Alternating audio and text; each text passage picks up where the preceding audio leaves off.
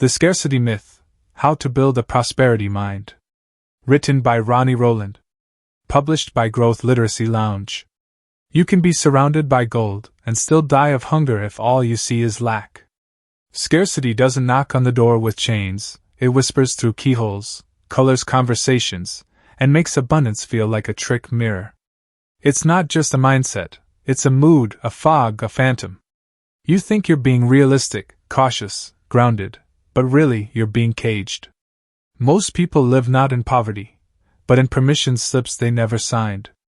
They ask for less, settle for scraps, and call it humility. But here's the truth, the world isn't stingy, our thinking is.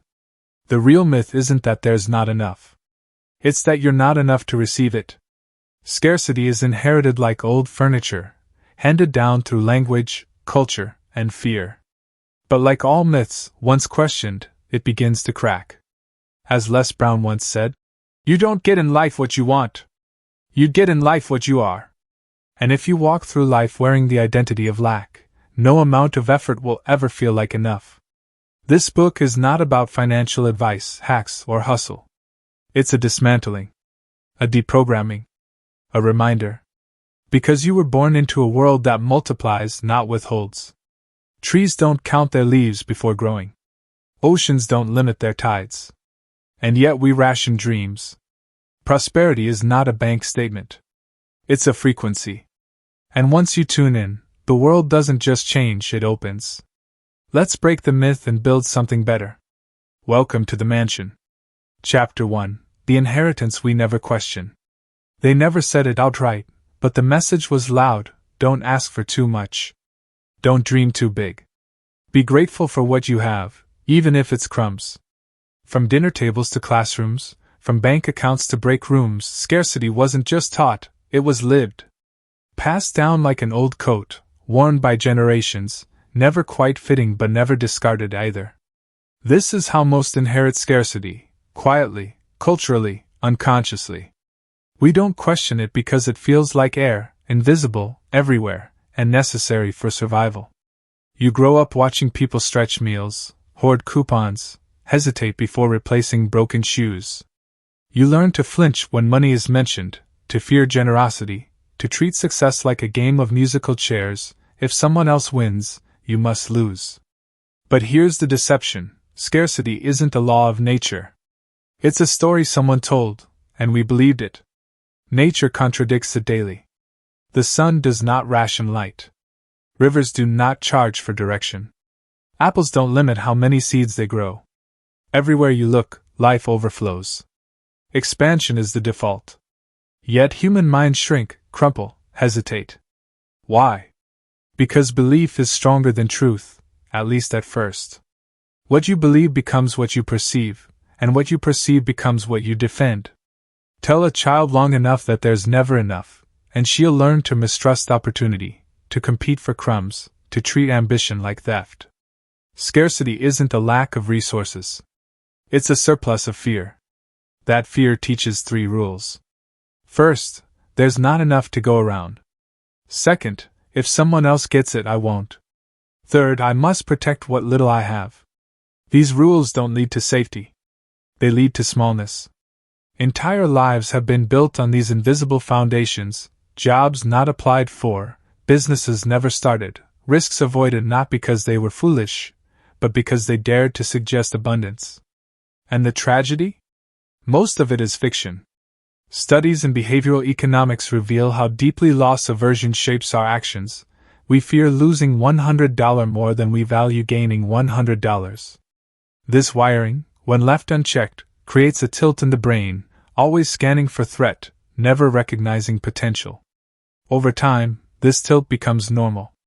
You start to think that frugality is wisdom, that modesty is virtue, and that wanting more makes you greedy. But greed isn't the problem. Fear disguised as virtue is. And here's where the shift begins, not by rejecting the past, but by seeing it clearly. Scarcity isn't your fault, but it is your inheritance. And like any inheritance, you can spend your life preserving it or choose to cash it out and invest in something new. What would happen if you stopped asking, "Can I afford this?" and started asking, "What value can I create?" What if you stopped seeing someone else's success as a threat and started seeing it as a signal, a lighthouse, not a competitor? What if your dreams didn't make you ashamed but alive? The prosperity mind doesn't pretend challenges don't exist. It simply refuses to bow to fear. It looks at the same world and sees doors where others see walls. It doesn't hoard, it plants. It doesn't wait, it builds. This chapter isn't just about awareness. It's an invitation to audit the roots beneath your beliefs.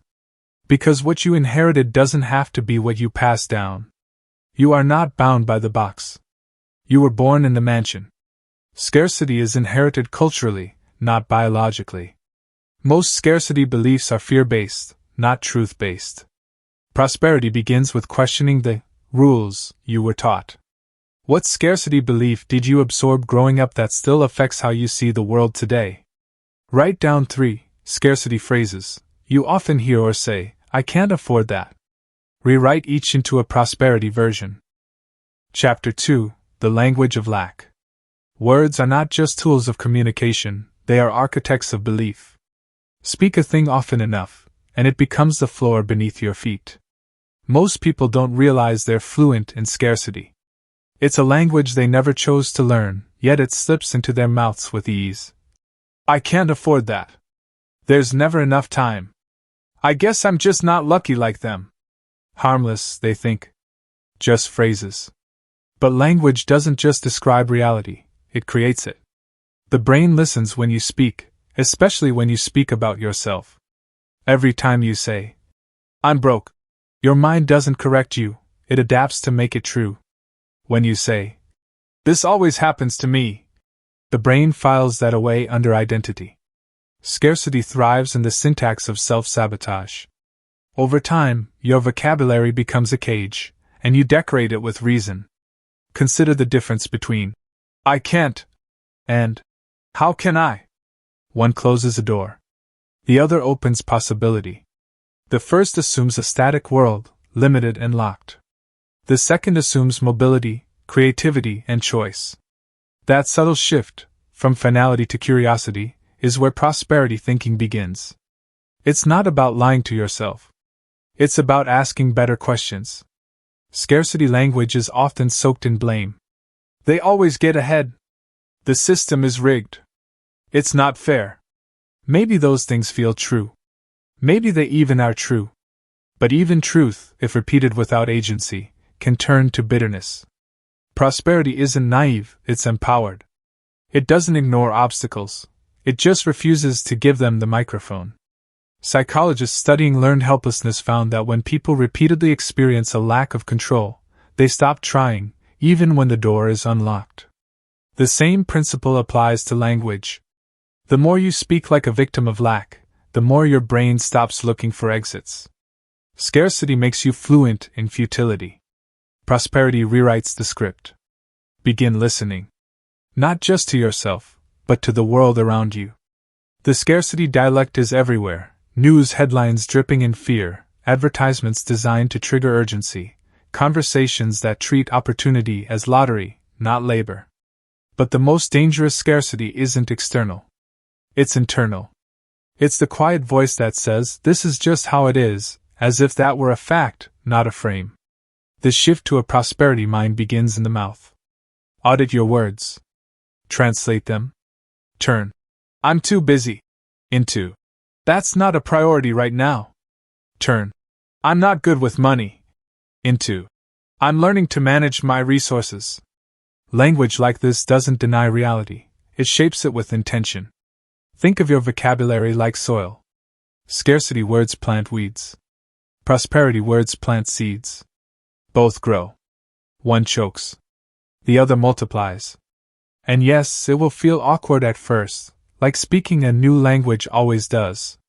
People may even mock it. They'll say you're being unrealistic, too positive, strange. That's how you'll know you're leaving the native tongue of fear. Because the language of prosperity isn't just about affirmations or optimism. It's about alignment. When your words align with vision instead of limitation, your mind starts searching for evidence instead of excuses. And what the mind searches for, it finds. The first step out of scarcity isn't action. It's articulation. Change the sentence. Change the story. You don't need to shout abundance. You just need to stop whispering lack. Language shapes belief. Scarcity is often embedded in everyday phrases. Shifting language from limitation to curiosity opens new mental doors. Prosperity begins with intentional, empowering vocabulary. What phrases do you catch yourself saying that reinforce limitation or fear?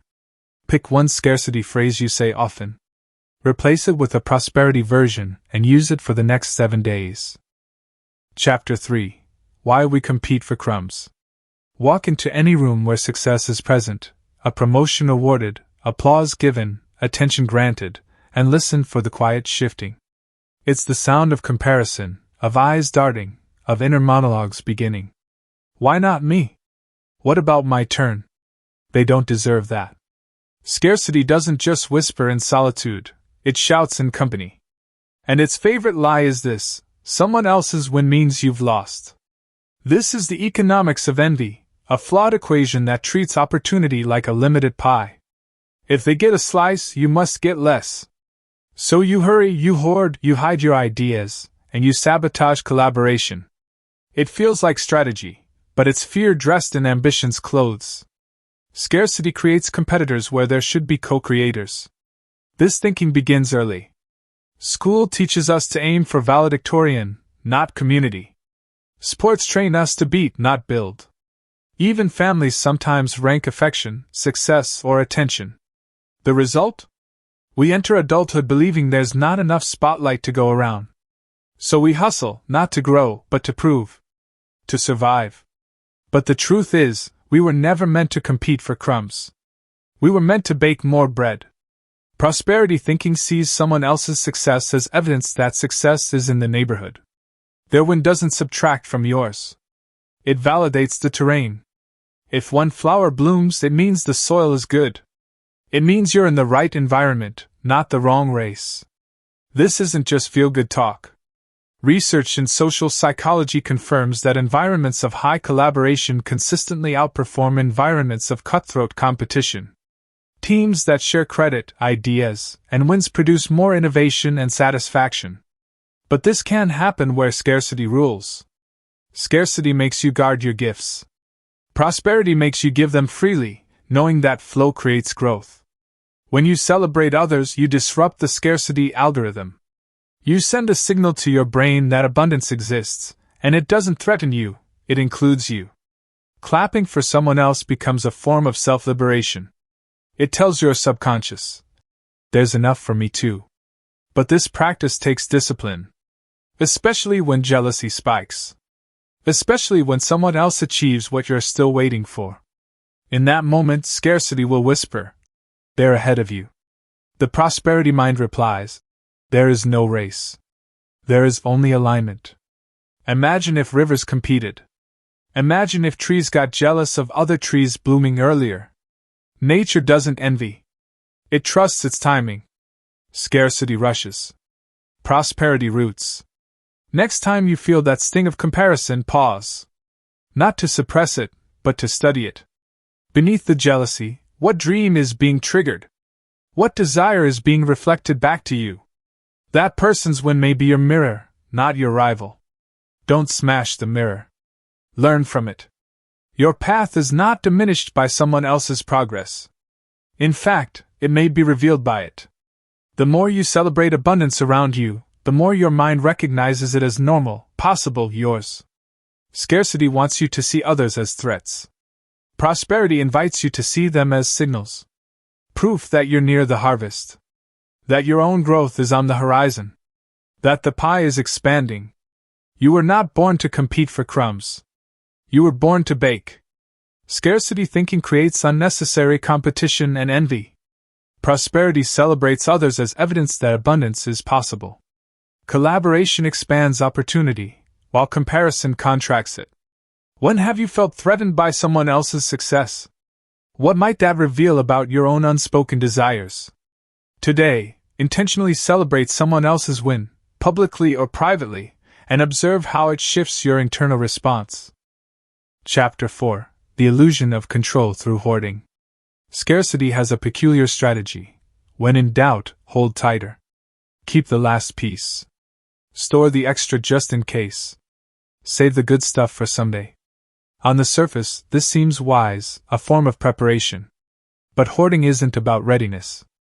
It's about fear masquerading as control. The irony? The more you grip, the less you grow. Hoarding isn't just physical. It happens with ideas, opportunities, relationships, praise. People hold back compliments in case they're wasted. They delay launching projects until they're perfect. They save money, not for a goal, but from the world. Beneath it all is the silent question, what if I lose what little I have? This belief, that giving or using depletes, is at the heart of scarcity. It tells you that life is a limited resource, and once it's gone, you're exposed. But the truth is, the more you circulate, the more you activate. Money that moves creates value. Ideas that are shared spark connection. Energy that flows replenishes itself. In nature, hoarding leads to rot. Movement sustains life. In 2008, a group of behavioral scientists studied how people react under perceived scarcity. They found that participants were more likely to make irrational decisions when they believed resources were limited, even when those limits weren't real. They oversaved, underspent, and avoided investment. In trying to stay safe, they stayed small. Scarcity shrinks logic. Prosperity, on the other hand, sees resourcefulness over resources.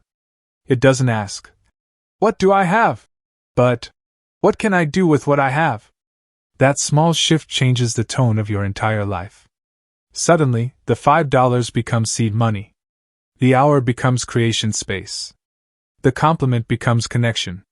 Prosperity sees potential, not depletion. And let's be honest, hoarding is exhausting. The emotional labor of keeping, protecting, delaying is its own kind of poverty. You become the gatekeeper of invisible treasure, never quite able to enjoy it. A closet full of clothes unworn. A heart full of love unspoken. A journal full of ideas unpublished. All waiting for the mythical, right time, that rarely comes. Letting go isn't wasteful. It's trust. It's belief that more will come. That the river continues. That the act of giving is not subtraction, but multiplication. Trees don't cling to their leaves in winter. They let them fall, knowing the cycle brings more. The prosperity mind learns this rhythm. Of course, wisdom matters. Not every gift must be poured out instantly. But the difference between stewardship and hoarding is energy. Stewardship is open-handed, intentional, flowing. Hoarding is closed-fisted, reactive, fearful. You feel the difference in your chest. Ask yourself, where are you stockpiling unnecessarily? What are you holding just in case, not because it serves you, but because you're afraid of being without? What if releasing it opens space for something better? Prosperity begins with circulation. With generosity, not as charity, but as strategy. It's understanding that flow feeds abundance. That movement attracts momentum. That you don't lose by giving, you lead. You can't control life by hoarding it. But you can transform it by flowing with it. Hoarding stems from fear, not preparation. Circulation of money, energy, ideas activates prosperity. Letting go creates space for growth and movement. Where in your life are you holding on too tightly, and what might shift if you released it? Choose one thing today, physical, emotional, or creative, and put it into motion. Share, give, release, or start. Let it flow. Chapter 5: The Myth of More. Scarcity wears many masks, but one of its cleverest disguises is more. More money, more followers, more hours worked, more hustle. It pretends to be ambition, but it's often addiction in disguise. The chase for more becomes the goal itself, detaching from purpose, leaving behind a trail of exhaustion and shallow victories. This is the myth, that prosperity is found in accumulation. If you can just earn a little more, own a little more, achieve a little more, then finally, you'll feel secure. But chasing more without intention is like drinking salt water. It looks like relief, but the more you consume, the thirstier you become. Scarcity doesn't always sound like lack. Sometimes it sounds like striving. But underneath both is the same whisper. You are not enough. You don't have enough. You must keep going. Prosperity, by contrast, isn't about quantity. It's about alignment. It asks not how much can I get, but what fulfills me, and how do I sustain it? It values depth over excess. It seeks meaning, not mass. And sometimes, prosperity even means choosing less, but choosing better. This doesn't mean abundance rejects ambition. Quite the opposite. Prosperity fuels drive, but it anchors it in purpose. It allows for growth without losing the self. It permits wealth without worshipping it. It honors expansion, but not at the cost of soul. A study from Princeton University once found that emotional well-being plateaus beyond a certain income level. Once basic needs and comforts are met, more money doesn't equate to more happiness. What changes then is not our life, but our expectations. We believe we should feel different. When we don't, we assume we need even more. The cycle restarts. But true prosperity breaks the loop. It replaces the hunger for more with the clarity of enough. Enough not as a ceiling, but as a center, a grounding point from which to build, give, and grow. To reach this mindset, you must interrogate your metrics. Who told you what success looks like? Whose version of more are you chasing? What are you postponing in the name of someday? Scarcity lives in the lie that happiness is always one step ahead. Prosperity lives in the presence of now. This doesn't mean settling. It means seeing clearly. Sometimes, growth looks like expansion. Other times, it looks like pruning. Like a tree shedding branches so the whole can thrive. Like saying no to more clients so you can say yes to better work. Like choosing rest over another badge of productivity. If your definition of more keeps you anxious, overwhelmed, disconnected, it's time to question who wrote the script. Prosperity invites you to live rooted. To know that expansion is not always up and out, it can also be down and deep. It can be peace instead of noise. Focus instead of frenzy. Meaning instead of measurement. When you stop believing that more is the only door, you start noticing the other doors, the ones that lead to freedom, creativity, joy. That's the quiet brilliance of prosperity. It doesn't shout. It doesn't clamor. It simply waits for you to choose it. Scarcity often hides inside the endless pursuit of more. Prosperity is alignment with meaning, not just accumulation. Enough is not a limitation, it's a foundation. Where are you chasing more that no longer serves your peace or purpose? Identify one area in your life where you can redefine enough. Practice gratitude and realignment around it today. Chapter 6: Generosity as a Growth Strategy. In a world shaped by scarcity, generosity is seen as a liability, something you do when you can afford it, a luxury reserved for the secure. Give too much, you're naive. Share too freely, you'll be taken advantage of. Help others rise, you might lose your place. These are the whispered warnings scarcity offers when you even consider opening your hand. But generosity is not weakness. It's wealth in motion. It's not a symptom of prosperity, it's the cause. What scarcity misses is that giving doesn't just benefit others, it expands the giver. It creates movement, signals abundance, breaks the cycle of fear. When you give without calculation, you interrupt the myth that you must cling to survive. You become a fountain in a desert, and the desert begins to green. This isn't about charity in the traditional sense. It's about posture, how you approach the world. Do you enter rooms asking, "What can I extract?" Or, "What can I contribute?" One shrinks the energy. The other multiplies it. Generosity shifts you from survival to significance. It repositions you from consumer to creator. In ecosystems, thriving depends on interdependence. Trees share nutrients through underground networks. Animals warn each other of danger. Even cells exchange resources. Life grows by giving. Scarcity breaks this pattern. It isolates. It disconnects. It breeds stagnation. Prosperity reactivates the flow. Research in positive psychology shows that generous behavior not only increases happiness in the recipient but produces measurable increases in well-being for the giver, including reduced stress, greater life satisfaction, and even improved health. Generosity doesn't drain. It enriches. Not just emotionally, but biologically. But the prosperity mind doesn't give out of guilt or ego. It gives out of identity. It says, "This is who I am, someone who contributes." Not to impress, not to score points, but to live in alignment with abundance. And here's the paradox. The more you give, the more you see to give. Not because you receive a direct return, but because your vision expands. You start noticing opportunities, connections, ideas. Your internal world shifts from tallying what you lack to recognizing what you hold. And what you recognize, you activate. Of course, scarcity will protest. It will tell you to wait. To protect. To save your energy for something safer, smarter, more secure.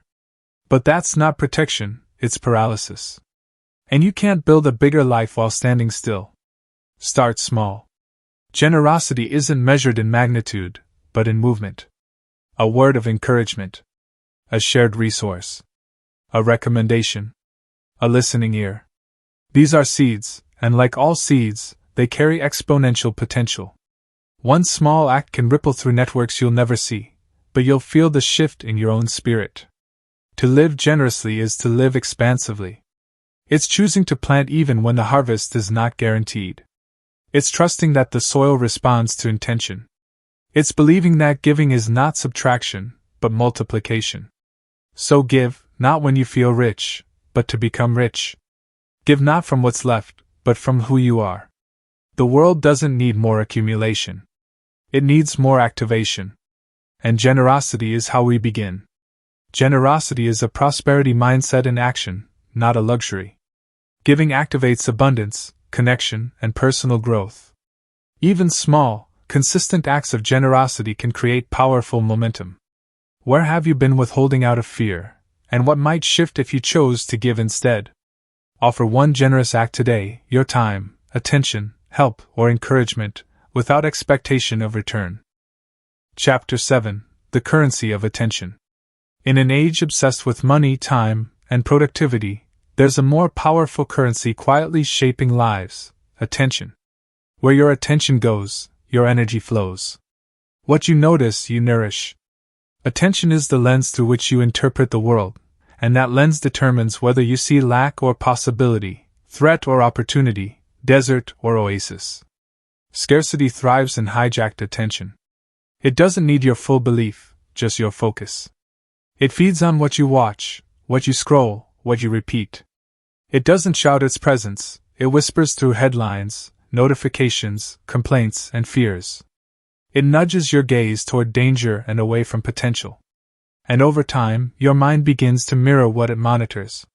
This is how people become rich in resources but poor in perspective. They may have time, but see only busyness.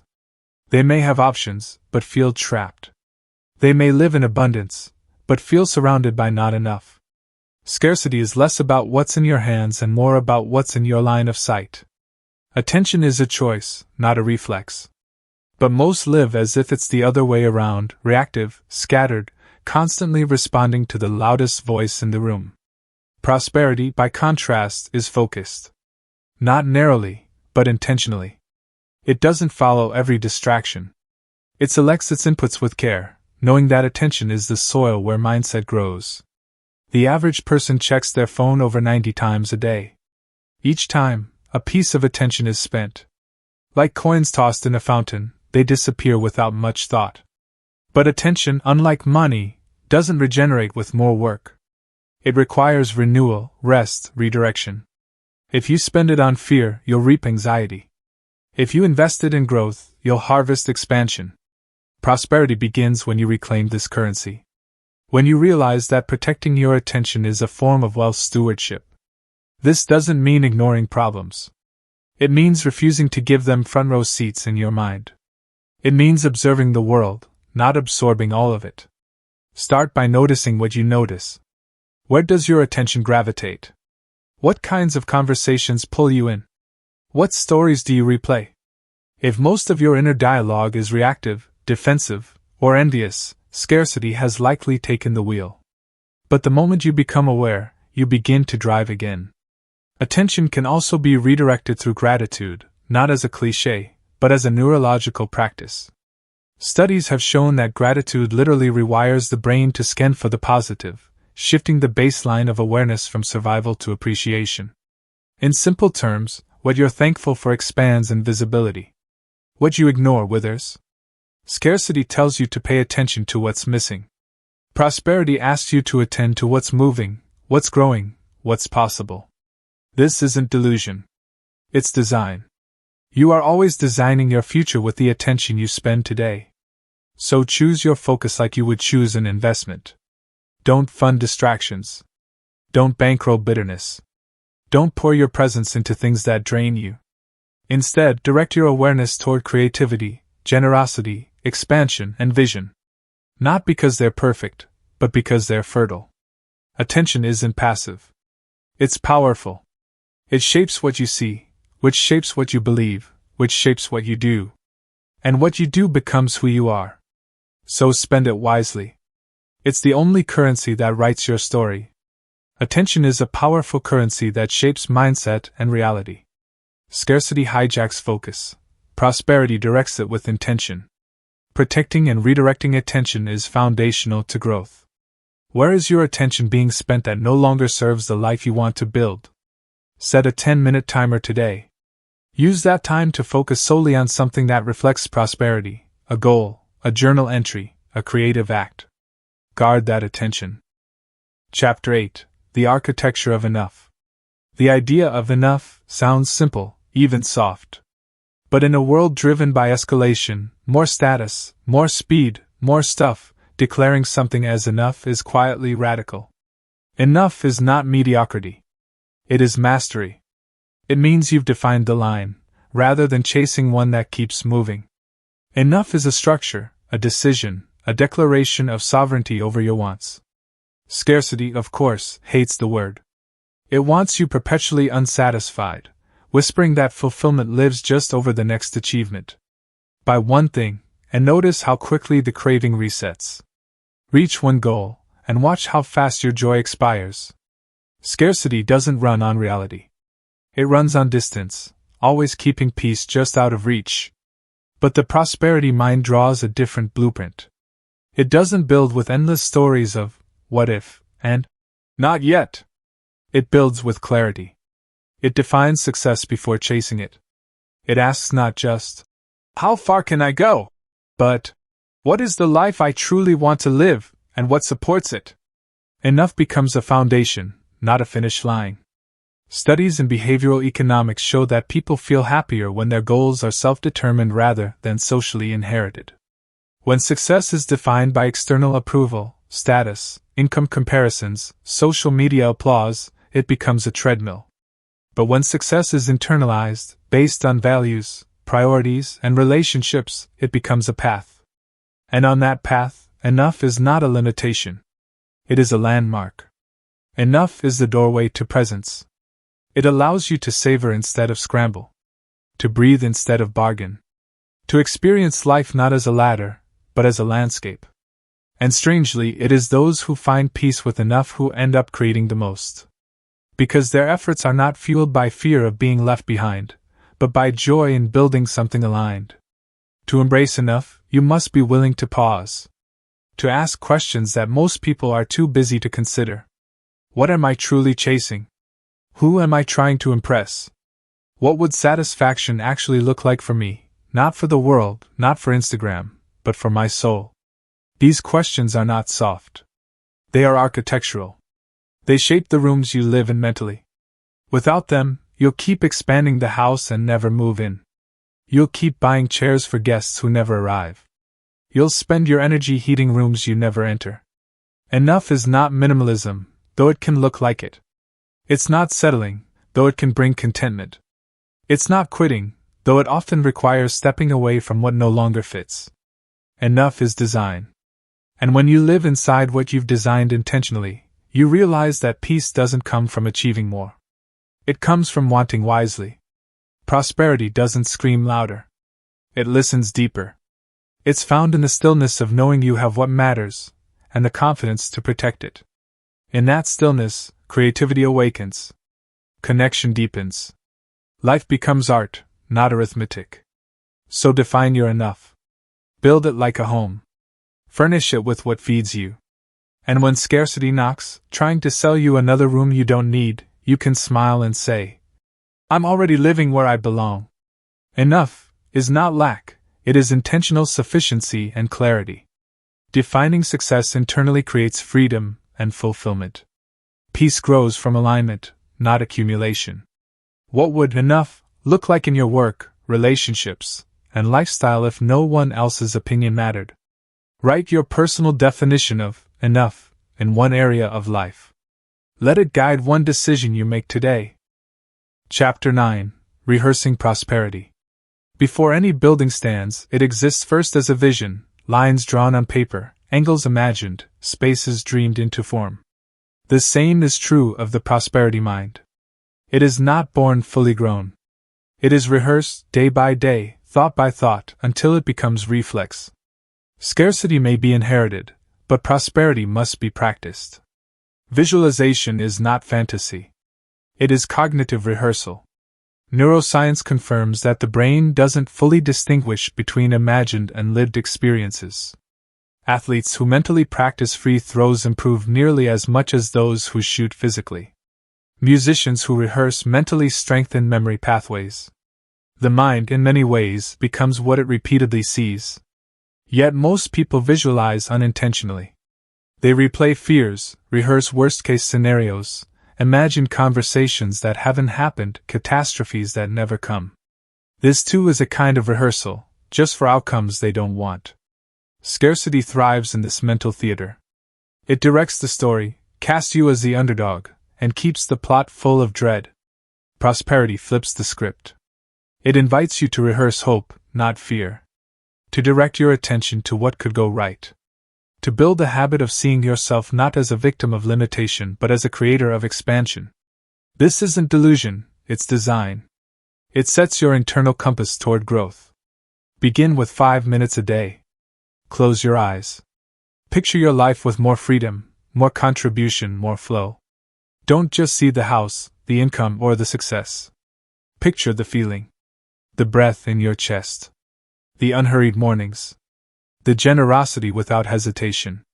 Train your nervous system to recognize abundance not as a threat, but as familiar. This simple act rewires your default. Over time, your brain stops scanning only for danger and begins looking for alignment. You notice doors you used to walk past. You recognize value in places you overlooked.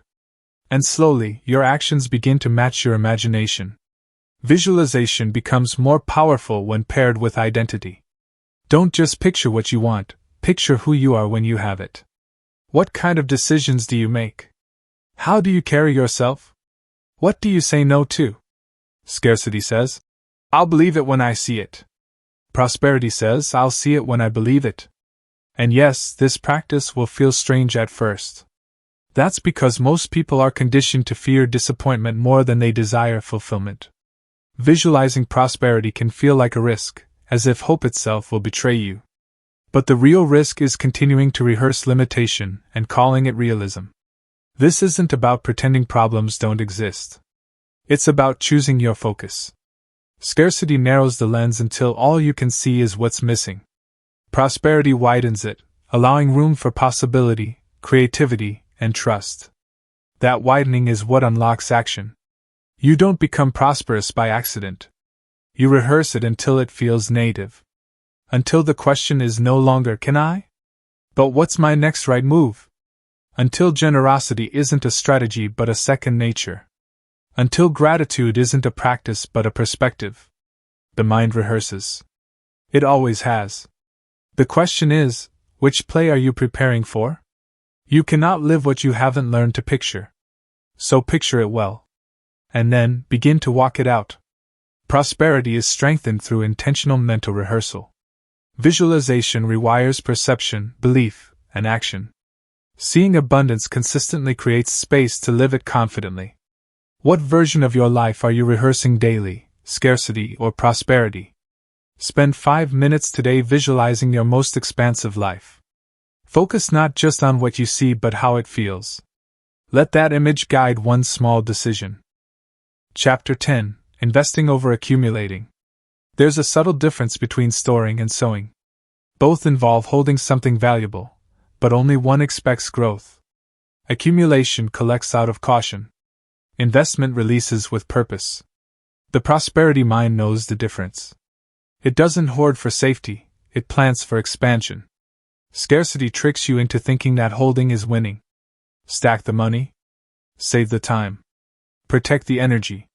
But protection without purpose turns into paralysis. You end up surrounded by things you never use, knowledge you never share, and potential you never unlock. You become a vault when you were meant to be a vessel. Accumulation promises security, but delivers stagnation. Like a pond with no outlet, it grows still, then stale. Prosperity is different. It understands that circulation is the secret to vitality. Time, money, energy, none of these are meant to be kept. They're meant to move, to multiply, to matter. This doesn't mean being reckless. Investment is not blind. It's intentional. It asks, what will this create if I release it? Investing isn't about losing, it's about choosing. Choosing to trust that what you give to the right soil will return, reshaped and richer.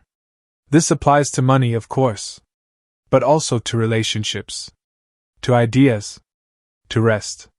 Prosperity isn't only about how you use your assets, it's about how you steward your influence, your wisdom, your presence. Accumulation says, keep it to yourself. Prosperity says, put it where it can grow. Research in behavioral science shows that people who invest their time in meaningful projects and relationships report higher life satisfaction than those who simply pursue personal gain. Even in finance, stagnant cash loses value to inflation, while investments compound. Growth always favors motion. But motion must have direction. Many confuse hustle with investment, working longer hours, saying yes to every project, filling every slot in the calendar. That's not planting. That's scattering. Prosperity requires precision. It doesn't just ask, am I busy? It asks, is this building something that aligns with who I want to become? This principle applies to your mental bandwidth as well. How many thoughts are you accumulating that don't serve you? How many worries are you keeping just in case? Prosperity means pruning those too. Letting go of narratives, assumptions, or beliefs that cost more than they return. Investment isn't always adding. Sometimes, it's deleting what distracts from your direction. When you begin to live as an investor, your relationship with resources shifts. Money becomes a tool, not a master. Time becomes a canvas, not a deadline. Energy becomes an offering, not a ration. You start asking richer questions. Who benefits from what I'm building? What does this choice grow? What will this create 10 years from now? And when you ask those questions, you start building wealth, not just financial, but relational, emotional, creative. Wealth that compounds. Wealth that cannot be stolen, only stewarded. You're not here to collect. You're here to cultivate. And prosperity is not found in what you possess. It's found in what you plant. Accumulation without purpose leads to stagnation. Prosperity flows through intentional investment, not passive saving. Resources grow when they are directed toward meaningful, aligned action. Where in your life are you accumulating instead of investing, and what could shift if you redirected it? Choose one resource, time, money, energy, and invest it today in something that supports long-term growth. Let it move.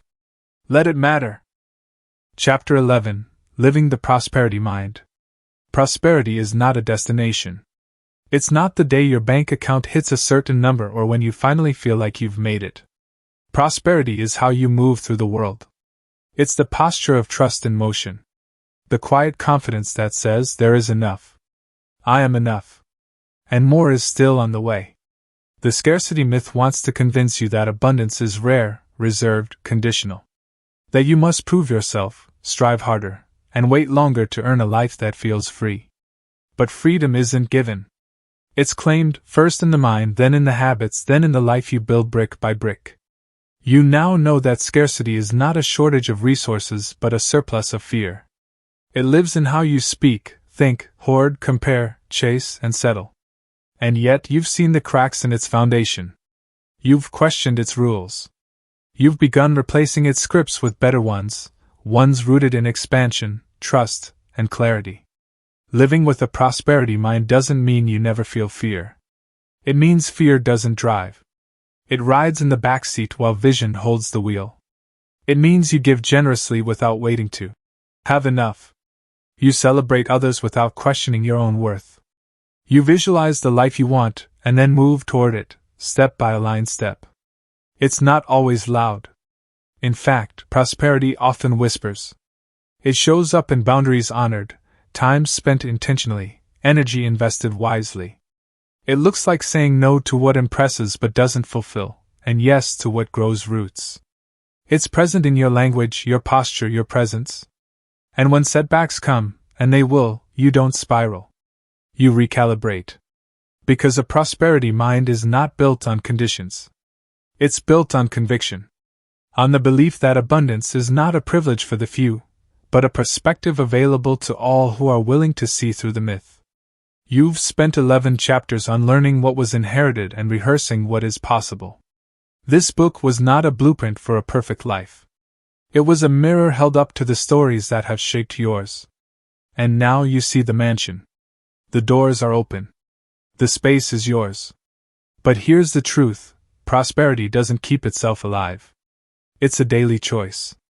To shift your language. To spend your attention with intention.